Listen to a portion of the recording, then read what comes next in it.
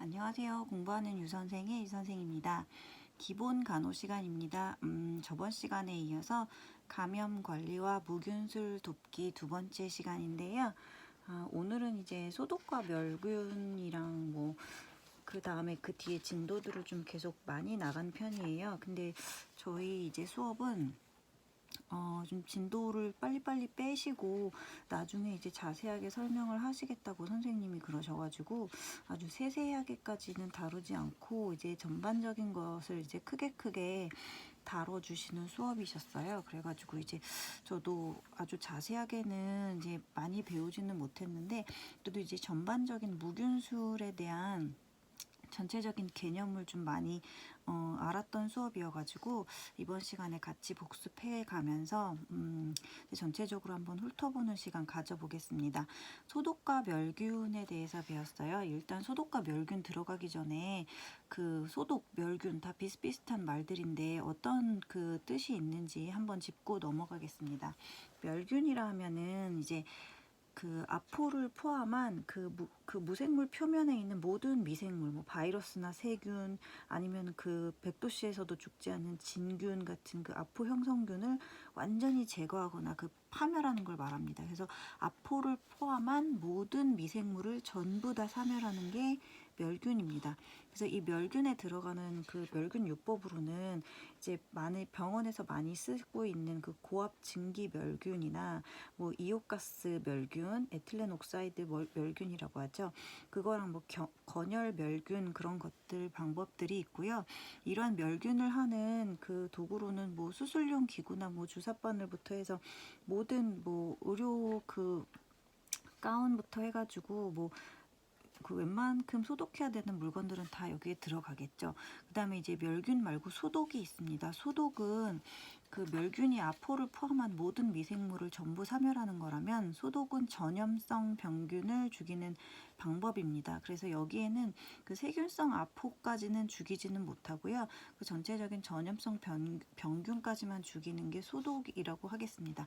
그래서 여기 소독에는 그 이제 그 세균의 그 아포까지는 죽이지는 못하지만 그래도 효과적인 그 소독 그 손 씻기 이런 거에 있어서는 효과적인 방법이고요. 근데 여기서 중요할 거는 이제 피부 소독제에 베타딘이 쓰이고 있다는 거. 알코올도 많이 쓰시지만 요즘은 이제 베타딘 피부 소독에 많이 쓰이고 있다는 거. 이 용어 베타딘이라는 그 용액은 많이 앞으로도 나오니까요. 기억을 좀 하시면 좋을 것 같아요. 방부제는 이걸 이제 균을 직접 죽이는 것이 아니고 그 서식 환경을 불리하게 해가지고 그 균의 증식이나 발육을 저지하는 방법이고요. 무균은 말 그대로 감염되지 않은 그 깨끗한 상태를 말합니다. 그래서 미생물이 없는 그런 병어성 미생물이 없는 그런 상태를 말하겠죠. 그다음에 이제 감염은 미생물이 숙주에서 침입해가지고 증식하는 상태. 여기저기서 많이 들어보셨을 거예요. 감염, 뭐 질병관리나 뭐 그런 과목에서도 많이 나오고 있고요. 그다음에 살균은 세균을 죽이는 것. 그다음에 정균은 세균의 성장 번식을 억제하는 것. 면역력은 그 병원균 침입에 대한 인체의 저항력을 말하는 거고요. 그래서 이제 새로이 배우는 거는 멸균과 소독의 차이점을 알고 계시면 될 것 같습니다.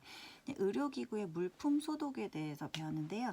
그 의료기구하고 물품 소독 사용하려면 전반적으로 그 물품이나 의료기구 사용하려면 소독을 해야 되죠. 그래서 이 소독을 하는 그 세 가지 기준으로 나눠놨어요. 그래서 비위험기구, 준위험기구, 고위험기구로 나눠놨는데요.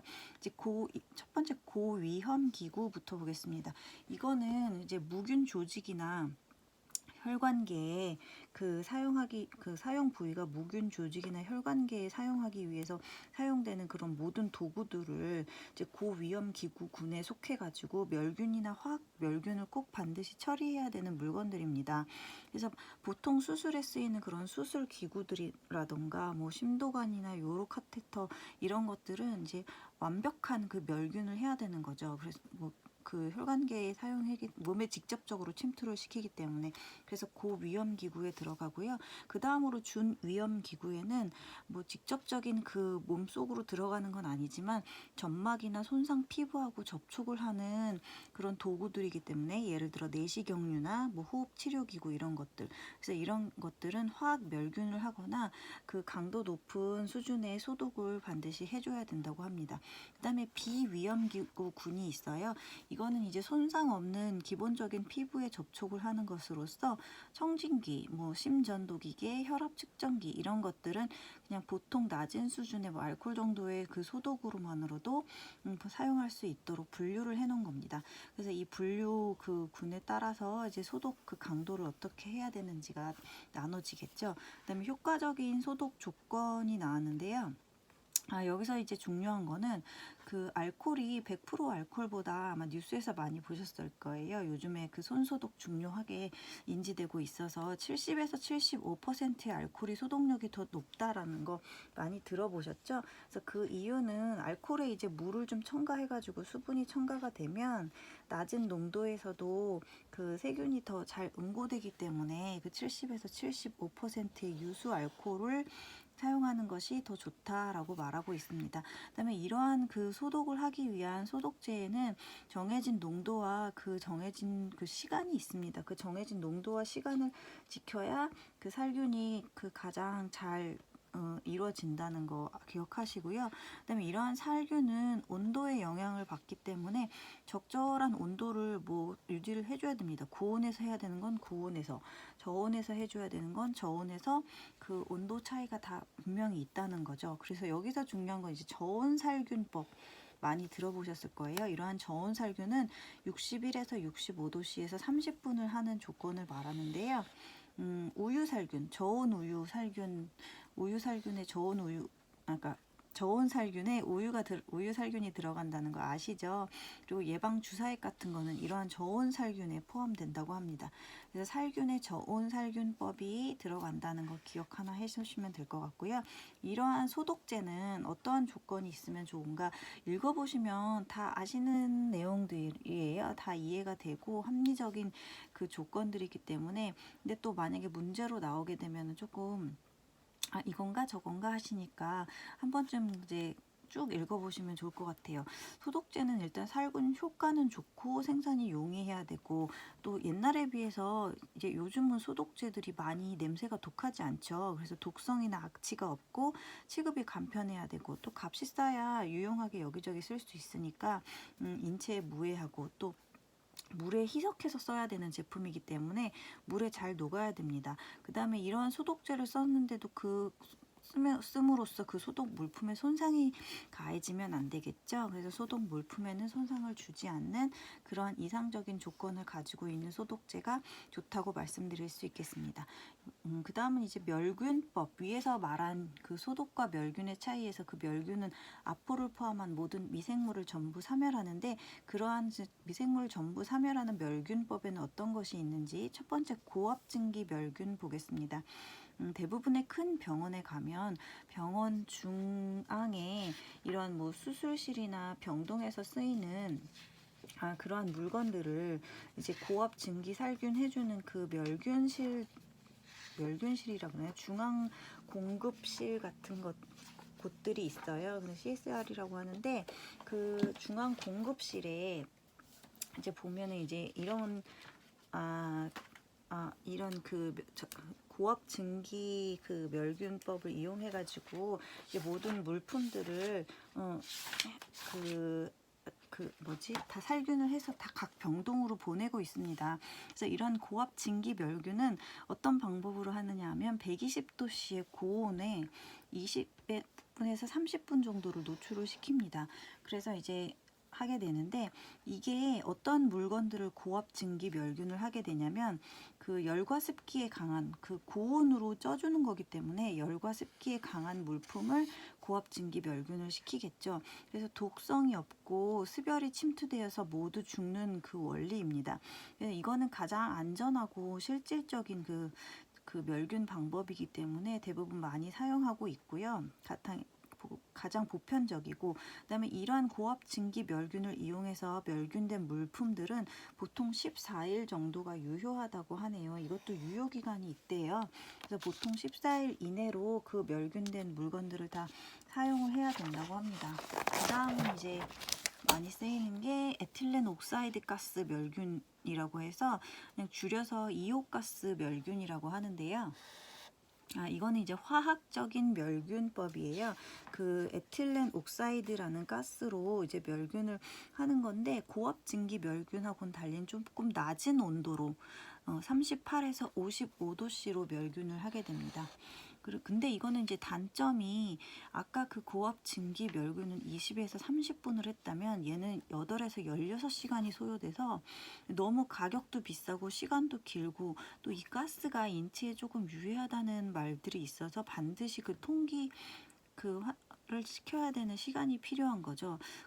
대신에 이제 어쩔 수 없이 하는 거는, 왜냐면 이제 고열이나 습기, 아까 그 고압 증기 멸균에는 고열이나 습기로 그 멸균을 하게 되는데, 그 고열이나 습기에 약한 제품들은 이러한 이오가스 멸균으로 하게 됩니다. 예를 들면 무슨 그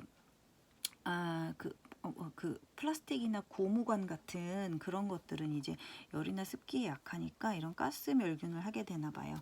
그 다음에 이제 건열 멸균 들어갑니다. 건열 멸균은 오븐 형태의 멸균으로서 파우더나 오일 같은 멸균을 하는데 아주 적당한데, 이 건열 멸균은 이 여러 가지 멸균법 중에서는 가장 높은 온도로 하고 있는 멸균법입니다. 그래서 이제 바세린 거즈 멸균에 효과적이다는 것 정도만 아시면 될 것 같고요.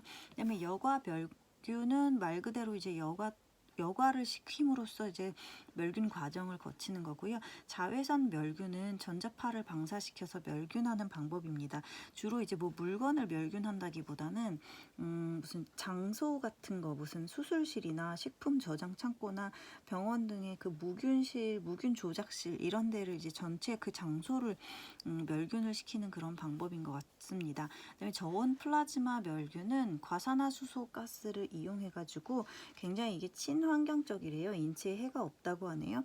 근데 이제 그 반면에 인체에 해가 없으니까 굉장히 고가고, 그래가지고 이제 주로 많이 사용하지는 않는 것 같아요. 가격이 좀 비싸다고 해서. 그 다음은 이제 중요한 게 이제 무균술에 대해서 배웠습니다. 이 무균술 여기 이 부분이 시험에 되게 잘 나오는 것 같아요. 선생님께서 좀 강조를 많이 하시는데, 그 중에서도 이제 내과적 무균술과 외과적 무균술의 차이가 굉장히 많았어요. 근데 이 차이들을 다 알고 이제 넘어가야 되는 것 같아요. 근데 이해하기가 조금 개념이 조금 어렵긴 했는데, 저는 이제 내과적인 무균술은 보통의 이제 일반 병동에서 쓰고 있는 무균술이다라고 그냥 인지를 하고 있었고요. 그다음에 외과적인 무균술은 이제 기본적으로 수술장 안에서 하고 있는 그런 그 멸균법이나 그런 무균술 같은 것들을 외과적인 방법이다라고 기억을 하면서 지금 외우고 있거든요. 그래서 이제 내과적인 무균술에는 병원성 세균의 균을 감소시켜서 전파를 방지하기 위한 이제 방법입니다. 그래서 여기에 내과적인 무균술의 예가 있는데요. 이 예는 반드시 외우셔야 될 것 같아요. 보통은 격리, 역격리법이 이 내과적 무균술에 들어가고요. 비위관 삽입이라고 해가지고 그 콧줄, 코에다가 이제 줄 연결하는 거 아시죠? 그래서 그 비위관 삽입, 관장액 주입, 그다음에 배외관은 그 오물 비우는 거예요. 배액관 비우기, 그다음에 직장 튜브 삽입은 관장하는 거고요. 장루 교환은 이제 인공항문을 이제 교환해 주는 걸 말합니다. 그래서 이러한 무슨 비위관, 관장액 주입, 배외관 비우기, 직장 튜브 삽입, 장류 교환, 장루 교환 이런 것들은 이제 내과적 무균술에 들어간다고 반드시 기억하고 계시면 될 것 같고요. 반대로 이제 외과적 무균술 보겠습니다. 모든 비병원성과 병원성을 제거해서 다 멸균을 시키는 거죠. 여기에는 이제 도뇨관 삽입. 제가 이 도뇨관 삽입 때문에 이게 조금 헷갈리는데, 왠지 이 도뇨관 삽입해서 그 내과적 무균술에 들어가야 될 것 같은데, 이 도뇨관 삽입은 외과적 무균술에 들어가 있더라고요. 그 다음에 돈요관 삽입하고 수술 시 아니면 멸균 물품을 다룰 때나 수술하고 아니면 개방창상을 드레싱하는 교환할 때 주사약을 준비하거나 수술기구 소독 시에는 모두 외과적 무균술에 해당된다고 합니다. 그래서 이러한 내과적 무균술과 외과적 무균술이 있다면 이번에는 내과적 손 씻기하고 외과적 손 씻기로 나눠서 한번 보겠습니다. 그 손 씻기가 감염 이제 예방을 위한 가장 최우선 병원 감염의 예방 및 관리에 있어서 가장 기본적이면서도 진짜 강조해야 될 제일 중요한 게 손 씻기죠. 그래서 이러한 손 씻기에는 내과적 손 씻기와 외과적 손 씻기 방법이 있는데요. 내과적 손 씻기는 기본적으로 이제 저희가 일반적으로 씻고 있는 그 방법, 손 씻는 그런 방법으로 해서 물과 비누로 해가지고 그런 씻는 방법을 말하고 이렇게 씻은 다음에는 종이 타월로 이제 깨끗이 그 닦고 그 수도꼭지는 그 닦은 종이 타월로 이렇게 감싸가지고 최대한 닿지 않게끔 오염이 되지 않게끔 그렇게 닦는 방법입니다. 그래서 이런 내과적 손 씻기는 모든 환자 접촉 전후나 간호 업무의 시작과 끝에 항상 해줘야 되는 것들이고요. 그다음에 외과적 손 씻기 보겠습니다. 이거는 기본적으로 드라마 같은 데서 수술장 들어가시는 의사 선생님들 손 씻으실 때 보면 이렇게 손 여기 팔꿈치 위까지 다 씻으시는 거 보이시죠? 막 이렇게 솔로 문질러 가면서 씻는 거 그런 거를 상상하시면 될 것 같은데요.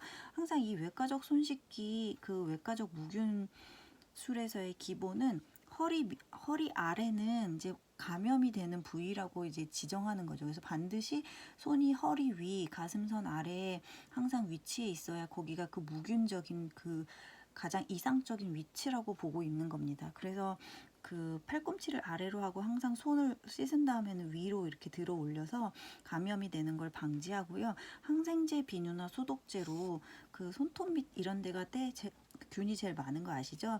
이런 데를 일정하게 굉장히 오랜 시간 이렇게 닦아주더라고요. 그래서 여기서 보면 시간이 2에서 5분이라고 되어 있습니다. 구석구석 잘 닦아준 다음에 손으로 뭐 어디 문 같은 걸 짚지 않고 발로 이제 문을 열고 들어가서는 멸균 타월로 이제 꼼꼼하게 잘 닦습니다. 그래서 멸균 타월로 닦는 거 이러한 방법을 외과적 손 씻기라고 하고요. 그다음에 그런 것들이 다 되면 멸균 장갑을 착용하고 벗는 방법들이 나와 있습니다. 이거는 이제 환자가 가지고 있는 미생물 또는 내가 가지고 있는 균을 전파시키는 것을 모두 다 예방하기 위해서 멸균 작업을 착용하는데요.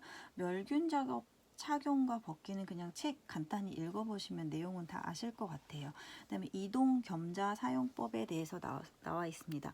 이동 겸자라 하면은 이런 이제 통에 들어있는 이렇게 핀셋 같은 거 많이 보셨죠? 병원에 그 핀셋을 그 원통 안에 이제 필통 같은 통 안에 넣어 놓잖아요. 그래서 그 한 용기 자 안에 그 한 겸자 하나씩을 꽂아 2개씩 3개씩 꽂아 놓으면 안 되고요. 그 멸균된 그 용기 자 안에 그 멸균된 이동 겸자 하나를 꽂아 가지고 사용하면서 꺼낼 때도 이렇게 가장자리 이렇게 닿지 않게 요 가장자리가 이제 오염이 되었다고 생각해서 요 가장자리 최대한 안 닿게 이제 꺼내 가지고 그 허리선 위 수준에서 이제 허리선 아래로 내려가지 않도록 모든 기구들이 허리선 수준 이상에서 사용을 하면서 이제 24시간마다 반드시 이제 멸균해서 교체를 해줘야 되는 거죠. 그렇게 해서 이제 겸자를 사용하게 됩니다. 그래서 멸균 물품을 또 꺼내는 법에 대해서 나와 있어요. 이 멸균 물품은 무슨 아까 그 고압 증기 그 멸균법으로 해서 뭐 그런 식으로 해서 린넨 다 이제 포개가지고 이제 멸균돼서 나온 물건을 그 포장을 뜯는 방법인데요. 멸균 날짜가 언제인지 유효기간 반드시 확인하시고 그 멸균 테이프가 멸균이 됐을 때는 이렇게 투명 테이프를 붙이면 그 멸균이 확실히 됐다고 빗살무늬 검정색 사선으로 이제 표시가 됩니다. 그 테이프를 떼어낸 다음에 자기 몸에서 먼 쪽으로 먼저 그 포를 여는 거죠. 그 다음에 왼쪽 오른쪽 이렇게 연 다음에 가장 마지막으로 자기 안쪽으로 이제 포를 열어서 사용을 하는데 그 포를 열면 그 가장자리 끝은 포의 가장자리 끝은 일단 감염이 됐다고 생각을 하는 거예요. 그래서 그 안쪽으로만 이제 멸균이 되어 있다는 생각으로 이제 이용을 하시는 거고요. 그 다음에 이제 소독 용액 따르기까지 하겠습니다. 소독 용액을 만약에 따르는 경우가 생긴다라고 하면 그 소독 용액에 붙어 있는 라벨을 최대한 잡고 이제 따르는 거예요. 근데 이제 뚜껑을 이제 뚜껑을 이제 따가지고는 그 뚜껑을 바로 내려놓는 게 아니고 뚜껑 안쪽이 위로 오게끔 해서 오염이 되지 않게끔 이렇게 내려놓아야 되고요. 그 용액, 소독 용액을 따를 때는 그 소독 용액의 그 입구 가장자리도 오염이 됐다고 생각해서 한번 이렇게 따라 버린 다음에 그 바깥을 소독하는 의미로 한번 따라 버린 다음에 그 다음 용액으로 쓰는 거죠. 그래서 그런 식으로 해서 이제 쓰게 된다고 합니다. 굉장히 까다롭더라고요. 물론 이제 그 감염을 방지하기 위해서 이렇게 까다롭게 하는 방법들인 것 같은데요.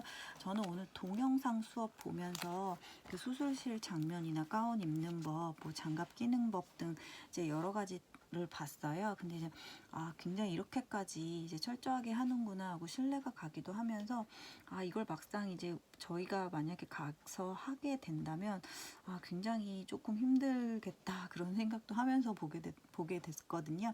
여러분들은 이제 어떤 식으로 느끼셨는지 모르겠는데, 그래서 이제 기본 간호 시간 오늘 이제 무균과 뭐 그 내과적 무균술, 외과적 무균술 이거 중요하니까 반드시 외우시고요.